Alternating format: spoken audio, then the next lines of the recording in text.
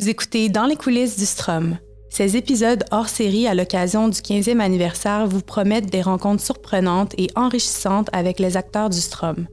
Découvrez les coulisses de cette entreprise fièrement québécoise qui vous offre une expérience de ressourcement inégalée depuis 2009, maintenant dans 5 spas à travers la province. Bonjour à tous, Cassandre Clermont-Moquin au micro. Je suis de retour pour co-animer avec Evelyne Charruet. Mon congé de maternité s'est bien passé, les petits cocos vont bien, mais c'est le temps de retourner au travail et de poursuivre ce projet de balado que j'affectionne particulièrement. Aujourd'hui, dans le cadre des hors-séries, je reçois Éliane Lavigne, qui est chef masso à Mont-Saint-Hilaire, qui cumule 14 années d'expérience en massothérapie, donc une massothérapeute qui va avoir plein de belles choses à nous dire sur cette profession, mais aussi sur les services au Strom. Bonjour Éliane, comment tu vas aujourd'hui? Ça va très bien, toi? Ça va super bien. Merci d'avoir accepté notre invitation. Tu vas trouver ma question drôle parce qu'on veut parler de massothérapeute, des services offerts et tout, mais j'aurais envie de te demander, ça a été quoi ton meilleur massage reçu? Mon meilleur massage reçu, je l'ai reçu à Mont-Saint-Hilaire. Oui, c'est mon spa, mais j'ai eu un moment, une phase dans ma vie où ça a été plus compliqué de travailler et tout. On ne se le cachera pas, la COVID a été difficile et j'avais besoin d'un moment pour moi. Je me suis fait masser et c'est comme si, d'une certaine façon, on m'enlevait un poids sur les épaules. Wow. C'est le même que je me suis sentie après le massage. Ça m'a tellement fait du bien. Fait que, oui, ça a été mon meilleur massage à vie. Wow! C'est génial parce que c'est un peu ça le but aussi de s'offrir ces moments-là, c'est de se décharger de notre stress, de s'abandonner au moment présent. Vous, en tant que massothérapeute, vous êtes un peu le chef d'orchestre de ces moments-là, vous êtes un peu celui qui va envelopper le client. Mm-hmm. Ça ressemble à quoi vos journées de travail? Bien là, on vient d'avoir une nouveauté là, au Strom, là, que les massothérapeutes peuvent avoir accès à leur horaire là, à distance, donc à la maison. Donc, pour eux, c'est plus facile. Là, ils vont voir leur horaire, les clients qu'ils ont, dans quelle salle. Donc, ça va leur permettre là, de pouvoir mieux se préparer là, quand ils vont arriver. Donc, ils arrivent, souvent, ils viennent jaser en face de notre bureau, ils vont chercher leurs clients, puis ils font vraiment... Ils font leur journée comme ça, mais ils s'arrangent toujours pour jaser entre eux entre chaque massage. Mais parce que ça reste un travail assez individuel, étant donné que c'est le thérapeute avec le client. Mais tu dis, dans le fond, que dans les moments où ils sont libres, pour profiter de leur temps, c'est vraiment d'aller connecter avec leurs collègues. Oui. Échanger sur... Ils ont juste 15 minutes, mais ils ont le temps de jaser entre eux. Mais c'est bien parce qu'on sent qu'il y a un esprit d'équipe. Mm-hmm. Parce que, veux pas, ce qu'il faut savoir, c'est qu'en spa, il y a quand même un volume de clients plus important que, par exemple, si on offrait la massothérapie de chez soi. Donc, les gens viennent à tous les heures. On a plusieurs salles de disponibles. Donc, on parle quand même d'un volume un peu plus important. Combien de massages un massothérapeute au Strom peut faire dans une journée? Ça va vraiment varier selon la capacité du massothérapeute, mais ça peut varier entre 4 et jusqu'à 6 le massage. J'ai même des massothérapeutes qui peuvent en faire jusqu'à 9 par jour. Wow! Ouais. Et sachant cela, sachant que c'est quand même un travail physique, là, le massothérapeute doit déployer certaines forces au niveau des bras, même la posture. C'est quand même physique comme travail. Avec autant de massages, comment on fait pour garder la même énergie, la même constance, puis offrir le même service? Est-ce que vous avez des trucs ou est-ce que vous avez des bonnes pratiques, je ne sais pas, des exercices que vous faites pour entretenir votre forme physique? Ça va dépendre de chaque massothérapeute. On va écouter notre capacité. Là. Moi, mon maximum, c'est 4 massages. Je sais qu'après 4, je ne serai pas productive nécessairement. Donc, je vais me limiter à 4. Donc, souvent, les massothérapeutes vont savoir c'est quoi leur capacité, mais ils vont faire des étirements. J'en vois beaucoup qui s'étirent entre chaque massage, vont vraiment faire quelques positions de yoga, admettons. Il y en a, là, tout simplement, ils n'ont pas besoin, ils se sentent déjà très confortables là, à faire autant de massages. Je sais qu'il y a beaucoup de monde là, qui s'entraîne au gym, donc c'est des façons là, plus à eux là, de trouver le moyen là, de pouvoir avoir leur forme physique, mais c'est en même temps de l'endurance qu'on se crée aussi. Oui. On est habitué, tu sais, moi, 14 ans de massage que j'ai, 14 ans que je fais ça, je me suis habituée. Tu sais, beaucoup de gens vont me dire, t'as pas mal aux mains à force de masser? Dans mes débuts, je te dirais peut-être que oui, mais ça fait tellement longtemps que je ne me rappelle plus. Mais probablement que dans mes débuts, quand j'ai commencé à l'école, j'avais probablement mal aux pouces, mal aux mains, mais on se crée des habitudes, on se crée de l'endurance. Donc, aujourd'hui, là, j'ai plus de problème à faire 4 massages, même que ça me fait du bien à moi de faire des massages. Wow! Puis là, on parle beaucoup de l'aspect physique du métier, mais il y a quand même un aspect aussi, je trouve, psychologique, parce que on veut offrir un moment de qualité aux clients.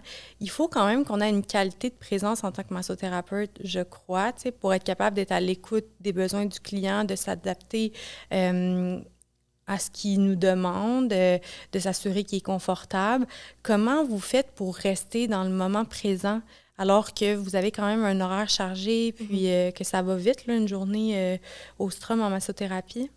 Moi, ma façon à moi de faire, c'est que je masse nu-pied OK. pour être terre à terre.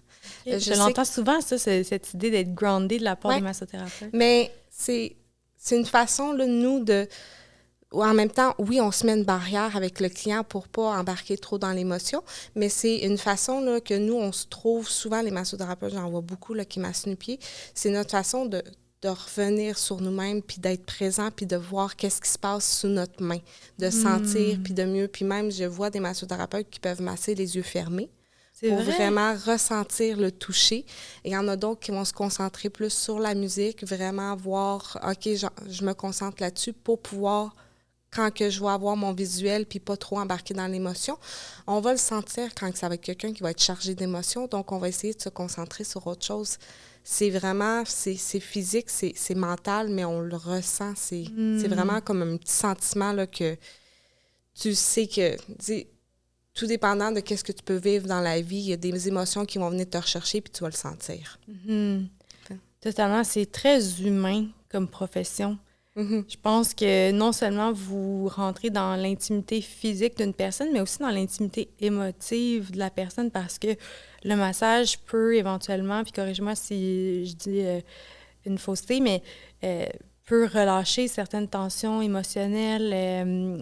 Est-ce que ça arrive que les gens vivent des émotions sur vos tables? Oui. J'ai déjà eu des clients qui ont pleuré parce que tu leur faisais un bien fou. Il y en a même, je me suis déjà fait dire par un client, « Tu viens de me sauver la vie. » Wow! Vous offrez un safe space. Puis la personne se met à nu, mais dans tous les aspects. Les aspects. Ouais. C'est quand même une position privilégiée que vous avez. Qu'est-ce qui t'a, toi, personnellement, mené à faire ce métier-là? Qu'est-ce que tu penses que ça prend pour être un bon massothérapeute? C'est de vouloir aider les autres, simplement. Tu sais, c'est de l'altruisme. On est là pour aider puis être à l'écoute. C'est pas, on fait pas ça pour l'argent. On fait ça parce qu'on veut que les gens ressortent là, mieux que ce qu'ils étaient avant. Si on parlait un peu tu sais, de l'expérience client, quand on... Bon, d'abord, on book un massage, on réserve un massage. Je pense qu'il y a possibilité de le faire en ligne maintenant. Il y a possibilité de le faire sur place aussi, par téléphone. Donc, ça serait comme la première étape de réserver son massage. Mais ensuite, une fois que les gens ont réservé, ils sont invités à aller dans l'aire d'attente, puis ils doivent remplir un formulaire avec quelques questions. Pour avoir déjà rempli ce formulaire-là, on nous demande notamment si on veut des ajouts, si on a des problèmes de santé, si on veut, quel type de musique on veut. En tout cas, il y a quand même plusieurs questions qui vont teinter l'expérience par la suite. Ça a, pour vous, en tant que massothérapeute et pour le client, ça a quelle fonction, ce formulaire-là? C'est la fonction de diriger le massage. Okay. Qu'est-ce que tu veux comme massage? Nous, la raison pourquoi on demande au niveau de la santé, c'est qu'on veut savoir est-ce qu'il y a des contre-indications à ton massage. Okay. Moi, je veux savoir est-ce que tu as une foulure à la cheville, je n'irai pas masser ta cheville. Est-ce que tu as un problème de peau, admettons, eczéma et tout.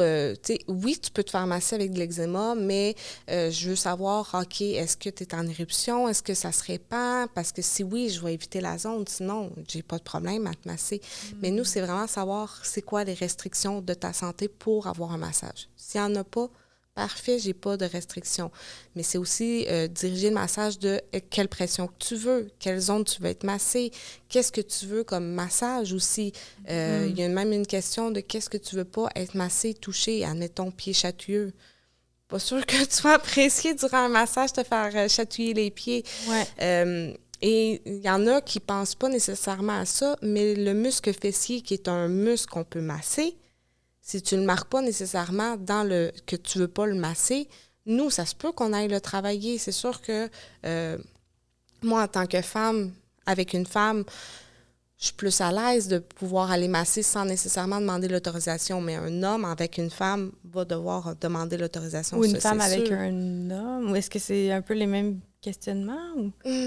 Ben, une femme avec un homme, je te dirais que moi, ça me gênera pas d'aller masser. Oui, je vais demander l'autorisation. Par contre, mais tu sais, j'ai jamais eu de non, va pas masser là. C'est sûr que je vais toujours dire le pourquoi je vais aller masser là. Admettons, ah, t'as mal dans le bas du dos, tu vas peut-être aller travailler ton fessier parce que ça peut être lié, tu sais, c'est connexe. Donc, mais le questionnaire va servir à est-ce qu'il y a des zones que tu veux pas être massé? Comment je dois diriger ton massage? C'est simplement là, pour ça qu'on fait remplir un questionnaire comme ça. Puis en même temps, c'est ça, la personne peut choisir, exemple, si elle voudrait des huiles essentielles. Donc, tu sais, ça peut agrémenter aussi l'expérience. Une personne, par exemple, qui prend toujours un type, parce qu'on en offre plusieurs massages, il y a quand même plusieurs massages au Strom. Quelqu'un s'intéresse toujours au même massage. Est-ce que c'est bien de garder dans son choix de soins toujours un peu la même formule ou c'est bien de varier? Qu'est-ce que tu suggères pour le client qui choisit son massage? Ça dépend de qu'est-ce qu'il a besoin. Tu sais, si tu me dis que tu viens au Strom juste pour relaxer tout le temps, puis que tu adores ce massage-là, puis que tu adores quand tu le reçois, conserve-le, tu ne seras pas déçu. Mais si tu me dis que tu viens normalement pour un détente, puis là, tu as mal à l'épaule, puis tu aimerais ça qu'on règle ton problème, conserve pas ton massage de détente. Va plus vers du thérapeutique, admettons. OK. Fait que, ça va dépendre vraiment de chaque personne, qu'est-ce que tu as besoin en fait. Puis est-ce que le client peut être conseillé à la réception ou au téléphone si jamais il y a des questionnements par rapport au type de massage qui serait le plus adapté selon ses besoins du moment? Absolument. En fait, là, la réception, autant que le service à la clientèle, savent qu'ils peuvent appeler un chef masso là, pas mal en tout temps pour avoir vraiment une référence, là, quel type de massage que le client pourrait avoir. Et sinon, là, les deux départements là, ont aussi une fiche qui va avoir des mots-clés puis pouvoir diriger vers quel type de massage que le client aurait besoin. OK. Donc, admettons, le client est comme, j'ai mal dans le cou, j'ai mal à l'épaule. Ah, OK, parfait. Il y a une douleur précise à un endroit précis. On va peut-être y aller plus vers le thérapeutique spécifique. Sinon, là, s'il dit j'ai mal nulle part, mais je veux quand même être travaillé, OK, bien, on va peut-être y aller plus avec le profond. Donc, ils vont avoir des mots-clés là, qui peuvent diriger plus facilement le client. Exemple, quelqu'un est très sportif, des douleurs, tu sais, il se sent raqué, ou quelqu'un est très stressé. Il y a toujours comme un massage à préconiser, un massage qui est favorable à répondre à la problématique. Oui. Puis le service à la clientèle aussi, il nous appelle parfois là, pour avoir aussi une référence de quel type de massage. Le client veut vraiment une bonne pression. OK, parfait. Je vais le diriger vers peut-être ce massothérapeute-là. Je sais qu'il y a une bonne pression. Il ne sera pas déçu avec. Donc, ils peuvent avoir des conseils, là, des référencements comme ça. Puis je pense que les clients peuvent aussi choisir de se faire masser dans la même salle en couple ou en duo d'amis ou ils peuvent choisir une salle qui est vraiment plus intime en solo. Je pense qu'il y a aussi la possibilité dans certains endroits d'avoir des massages à l'extérieur. Puis on peut choisir son massothérapeute si on a aimé l'expérience avec un advenant qui serait disponible au moment où on veut recevoir le soin de massothérapie. Oui, puis je le conseille souvent là, aux clients là, de quand tu as aimé un massothérapeute, reprends-le, tu ne seras pas déçu, tu sais que tu vas avoir le même massage, puis tu sais que tu l'as aimé. T'sais, ça se peut que tu tombes sur un massothérapeute après que ça ne sera pas un fit, parce que effectivement, tu sais, faut vraiment que ça soit un fit. Ça se peut que le massothérapeute que tu as après, lui, il masse de telle façon. C'est pas tous les massothérapeutes qui ont étudié à la même endroit, qui vont aimer les mêmes techniques, faire les mêmes techniques. Ils vont masser avec ce qu'ils vont être à l'aise de masser. Donc, je conseille souvent là, de retourner avec le même massothérapeute. Comment vous pensez les nouveaux massages, l'offre en massothérapie? Est-ce que vous êtes une équipe derrière? C'est ça, comme tu me parlais tantôt de certaines nouveautés, tout ça. Qui réfléchit à l'offre? En fait, on y va avec le pouls des clients.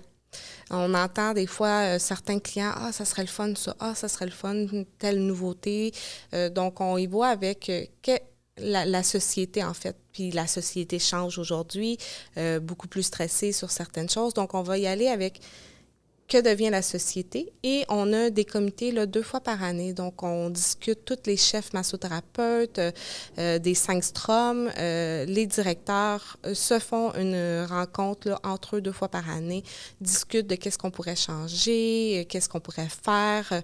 Et ensuite, quand il y a une idée qui sort au niveau d'un nouveau massage, bien là, il va y avoir des tests qui vont être faits. Ça va être les chefs massothérapeutes qui vont se parler entre eux. Tu sais, c'est beaucoup de tests qui peuvent être faits. C'est des heures et des heures parfois de réflexion, de travail. Oui, c'est ça. Ça a pris... tu sais, comme là, on a un nouveau massage qui sort qui est sorti en fait.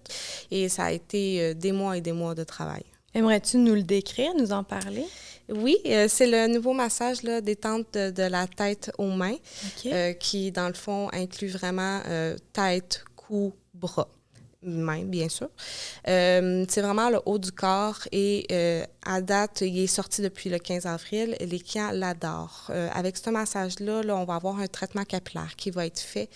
On va utiliser aussi une brosse de cuir chevelu, des pierres chaudes. On va utiliser des serviettes chaudes dans le massage et on va faire des points de shiatsu au niveau du visage. On va vraiment venir rechercher.